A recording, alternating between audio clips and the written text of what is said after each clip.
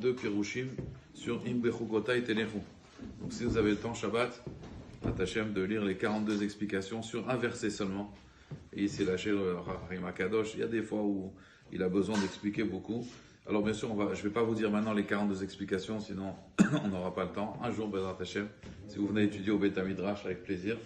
Mais juste un pirouche que tous ils sont intéressants, et qui a retenu, on va dire, mon attention, c'est Im Bechukotai Telechu Vet Mitzvotai Tishmeru. Alors, qu'est-ce que ça veut dire Bechukotai Telechu? Vous allez dans mes Chukim. Il y a aussi énormément d'explications. Qu'est-ce que ça veut dire aller dans les Chukim? Mais il dit Vet Mitzvotai Tishmeru. Si vous mes mitzvot, alors normalement, si vous les observez, vous les surveillez comme un shomer.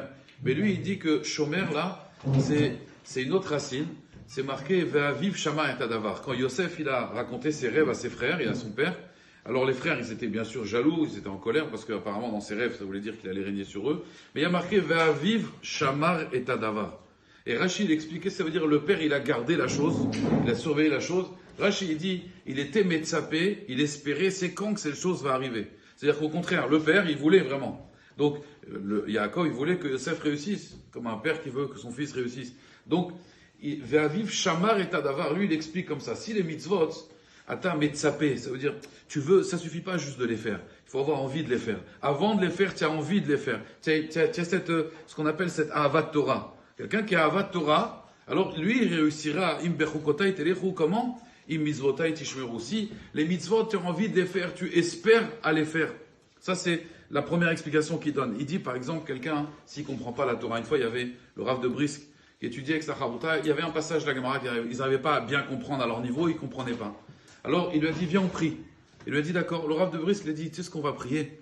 Et il a dit l'autre, on va prier pour comprendre. Il a dit non, on va prier pour que Hachem il nous donne la Havat Torah, l'amour de la Torah. Et si on a l'amour de la Torah, alors on arrivera à comprendre. Bémet, ils ont prié qu'Hachem leur donne la Havat Torah, ils ont compris l'explication. On dit que le Rav de Brisk, puisqu'on parle de lui, il envoyait ses enfants, il les envoyait chez un Melamed. Il y avait un professeur, qu'il avait une grande Havat Torah. Il n'avait pas un très, très grand niveau, mais il avait une Havat Torah extraordinaire. Il a envoyé tous ses enfants chez ce Melamed-là. Et un jour, c'était en Russie, ce Melamed, ils étaient en train d'étudier, il y avait plusieurs enfants, et il y a un policier russe. Il est rentré, et il a pris un enfant, il lui a tiré les oreilles. Je ne sais pas ce qu'il lui a dit.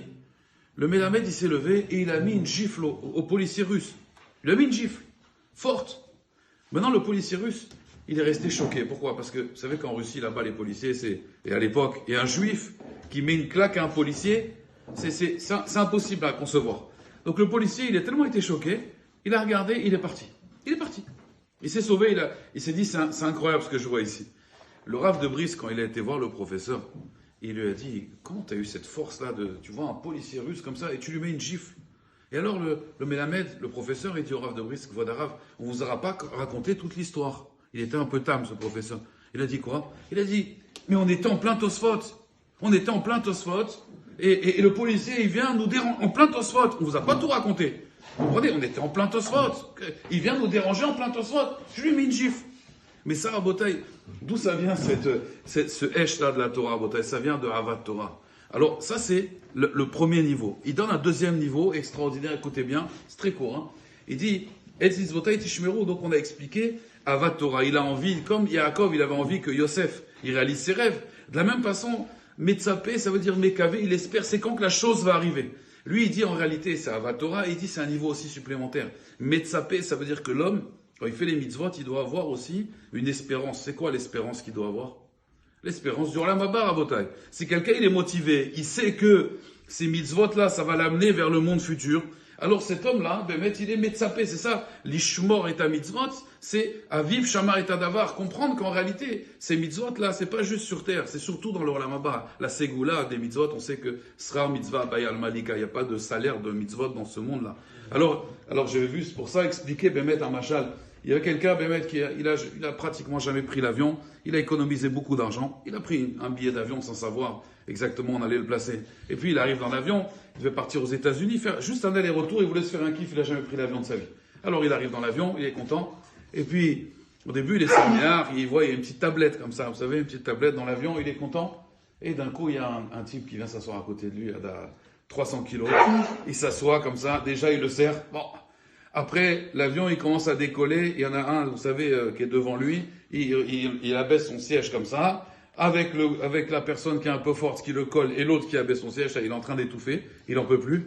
Et là, ça devient un calvaire, il se lève, et puis il n'en peut plus, il est étouffé, il a dit, je ne vais pas tenir 12 heures comme ça. Et puis d'un coup, il voit un rideau, il voit un beau rideau, il s'approche, il ouvre le rideau, et là, il voit des gens, ils sont assis, fauteuil, tranquilles, il voit en plus, on leur sert des bons repas, et il voit une place libre. Alors il va voir un steward, il lui dit, excusez-moi monsieur, je vois que là-bas, il y a une place libre. Ça vous dérange si je vais m'asseoir là-bas, parce que regardez où je suis assis. Alors le type dit, excusez-moi monsieur, vous pouvez pas. Là-bas, je vous explique, là c'est classe économique, là-bas c'est première classe. Tu peux pas, impossible. Il a dit, mais regardez, je peux pas m'asseoir ici 12 heures comme ça, avec cette personne-là, et l'autre qui met son siège comme ça. C'est impossible. Il a dit, là-bas, je veux aller là-bas. Il lui dit, mais c'est pas le même prix. Comprends bien, c'est pas le même. Combien t'as payé ton billet d'avion? Il lui a dit 500 euros. Il a dit, là-bas, ils ont payé 5000 euros. C'est 10 fois plus. Alors il lui a dit, écoutez, c'est un problème d'argent, je paye. Je paye, il n'y a pas de problème. Dites-moi combien ça coûte, je